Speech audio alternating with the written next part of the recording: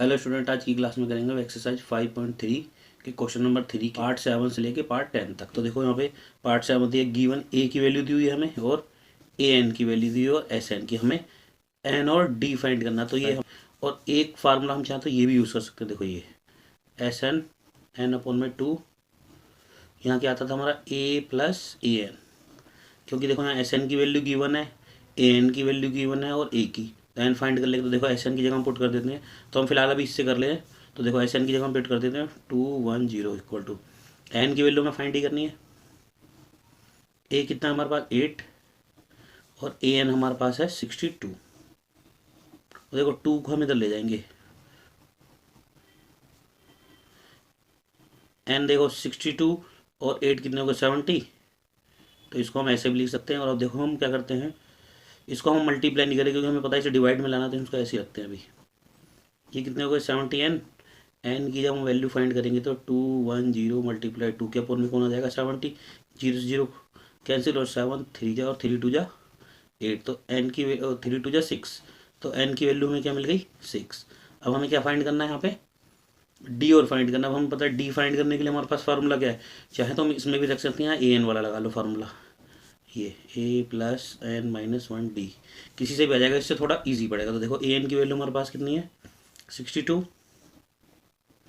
ए हमारे पास 8 गिवन है, एन हमने फाइंड किया अभी 6 और डी हमें फाइंड ही करना है। तो देखो 62 के पास हम 8 को लाएंगे, यहाँ कितने 5D। अब 62 में से हम 8 देखो, यहाँ 12 हो गए, 12 में से 8 गए 4 और ये 54। तो डी की वैल्यू आ गई, हम 5 को इसके अपोन में ले आते हैं। तो डी हमें मिल गया कितना 54 अपॉन में 5। 8 क्वेश्चन में हमें देखो ए एन दिया हुआ है, डी दिया हुआ है और एस एन। फाइंड क्या करना हमें एन और ए। तो ये पिछले क्वेश्चन की तरह हो गया जिसमें हमें एन और डी फाइंड करना था, यहाँ पे एन और ए करना। तो देखो एस एन हमें गिवन है, ए एन गिवन है, डी, बट वहाँ पे डिफरेंस क्या था, वहाँ पे ए था हमारे पास और यहाँ पे डी है। तो हम ये वाला फार्मूला तो अब इसमें नहीं लगा सकते,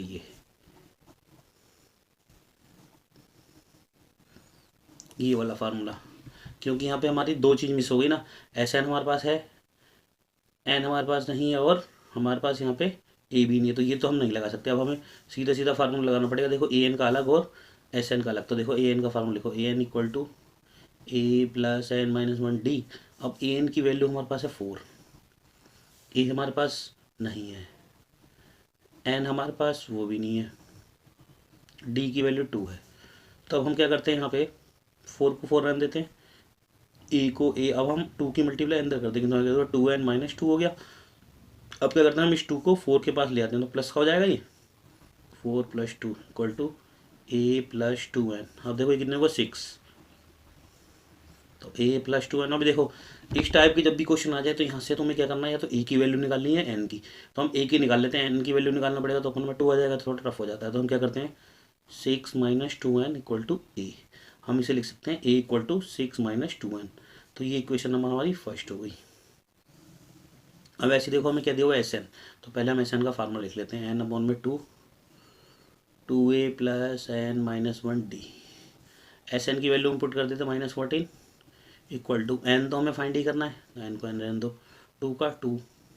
ए की वैल्यू हमारे पास नहीं है, एन की वैल्यू भी नहीं है, डी हमारे पास कितना है 2। अब इस 2 को हम 14 के पास ले जाएंगे तो माइनस का 28 हो गया। ये इसको एक काम चलो कर लो, 28 हो गया इक्वल टू एन का एन रह गया। अब यहाँ क्या होगा 2a का 2a, 2 की मल्टीप्लाई अंदर कर लो तो यानी 2n माइनस 2। इसको हम इतना ही रख देते हैं। अब हम इसमें क्या करते हैं, देखो इसको इक्वेशन नंबर हम दे देते हैं नॉन 2। तो अब हम क्या करते हैं ए की वैल्यू यहाँ पुट कर देंगे। तो हम लिख दो a equal to 6 minus 2n put in equation 2। तो देखो 28 तो ऐसे ही रहा हमारा, एन भी हमारा ऐसे ही रहा, 2 का 2 ए की जगह हमने पुट कर दिया 6 minus 2n bracket close plus 2n minus 2। अब इसे हमने सॉल्व करना है, एन का एन रहेगा यहाँ देखो। अब हम क्या करेंगे 2 की मल्टीप्लाई अंदर करेंगे तो 12 और minus 4n plus 2n minus 2। अब इसको कैलकुलेट कर लेते हैं हम। ये देखो 12 में से 2 जाएंगे तो 10 बचे,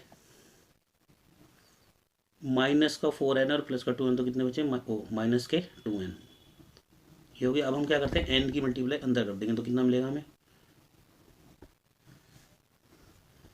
10n माइनस 2n, हमारे पास यहाँ -28 बचा इक्वल टू 10n और माइनस 2n स्क्वायर। अब हम क्या करते हैं इसमें 2 10 स्क्वायर को इधर लाते हैं और 10n को भी इधर लाते हैं, इनके साइन चेंज हो जाएगी। तो देखो यहाँ क्या हो जाएगा, ये प्लस का हो जाएगा 2n स्क्वायर और ये माइनस का हो जाएगा 10n। अभी 28 तो हमारा यहीं रहा तो इसको हम 28 रहने देते इक्वल टू हो जाए 0। देखो 2 10 28 तीनों 2 से डिवाइड हो रहे हैं तो लिख दो equation divided by 2 both sides.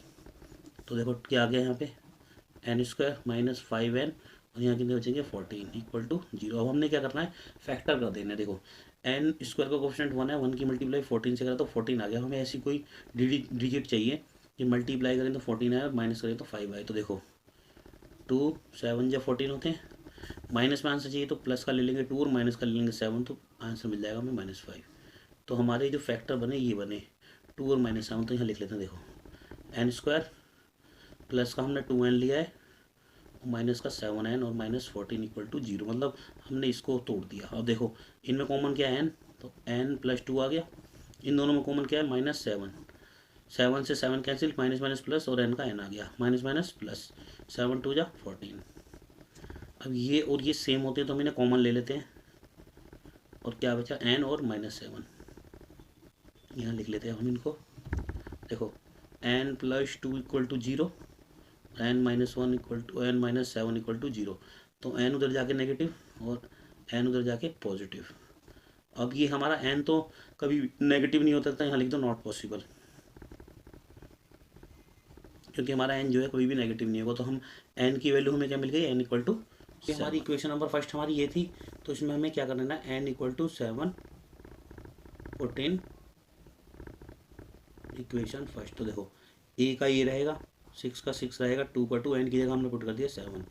तो a इक्वल टू 6 माइनस 14 और a इक्वल टू -8। तो a की वैल्यू हमारे पास आ गई -8 और n की वैल्यू हमने निकाली 7। ये हो गया हमारा आंसर। अब देखो 9 क्वेश्चन में हमें a इक्वल टू 3 दिया है, n इक्वल टू 8 और Sn ये दिया है, हमें फाइंड करना है d। तो हमें सीधा सिंपली पता चल रहा है इसका ये नॉर्मल फार्मूला ये n अपॉन में 2a प्लस n माइनस 1, इससे हम इजीली d फाइंड कर लेंगे। देखो Sn की वैल्यू हमारे पास कितनी है 192। उससे पहले हम क्या करेंगे n इक्वल टू 8 पुट करेंगे। तो यहाँ देखो n 8, यहाँ भी आ गया 8 अपॉन में 2 a की वैल्यू 3 प्लस n की वैल्यू 8, डी हमें फाइंड ही करना है। अब हम S8 की वैल्यू डायरेक्ट रख सकते हैं कितना 192, n कितना है हमारे पास, अब ये इसको यहाँ कैंसिल कर लो 4 आ गया, ये 2 3 जा 6, ये 7 और d। अब इन 4 को अपोन में ले आएंगे, 4 आ गया अपोन में, यहाँ रह गया हमारे पास 6 प्लस 7 d।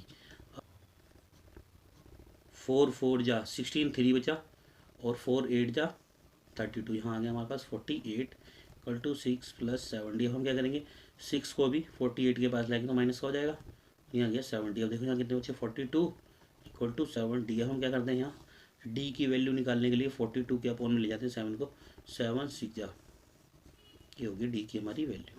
देखो 10 पार्ट हमें दिया है, s इक्वल टू दे दिया इन्होंने 144 एंड ये कह रहा है there are total n term, यानी n इक्वल टू हमें कितना बोल रहे हैं एक तरीके से इस क्वेश्चन में n 9। तो देखो हमारे पास an है, s भी है और n भी है, हमें क्या फाइंड करना है यहाँ पे a। तो हम इसका शॉर्ट फार्मूला जो होता है Sn वाला वो लगा देते हैं। देखो ये n अपन में 2 a प्लस an। अब देखो यहाँ Sn की जगह हम डायरेक्ट लिखेंगे, इसका मतलब Sn ही होता है कितना 144 इक्वल टू n की वैल्यू हमें 9 दी है, ये हमें फाइंड ही करना है। यहाँ an कितना है हमारे पास 28, l का हो या an का हो एक ही बात होती है। अब देखो 2 को हम 144 के पास ला रहे हैं इक्वल टू 9, अब हम 9 को भी अपोन में ला रहे हैं इसके। वैसे तो एक तरीका देता कि 9/2 को हम डायरेक्ट रेसिप्रोकल करके ले जाते हैं, मगर एक तरीका ये भी है ईजी। अब देखो यहाँ से देखो क्या 9 से 144 डिवाइड हो रहा है, यहाँ देखते हैं 9 1 जा 9 5 बचा, 9 6 जा 44, यहाँ कितना होगा 16 multiply 2 equal to a plus 28, 16 2 जा 32, a प्लस 28। हम क्या करेंगे 32 के पास 28 को लाएंगे, तो देखो 38 माइनस 28 हो गया, ये हो गया a। अब 32 में से 28 गए तो कितना बचे 4 और ये जो a, तो a की वैल्यू हो गई 4 हमारे पास। तो इस तरीके से हमारी ये 5.3 का क्वेश्चन नंबर 3 होता है कंप्लीट। अब अगला जो क्वेश्चन हम अपनी अगली वीडियो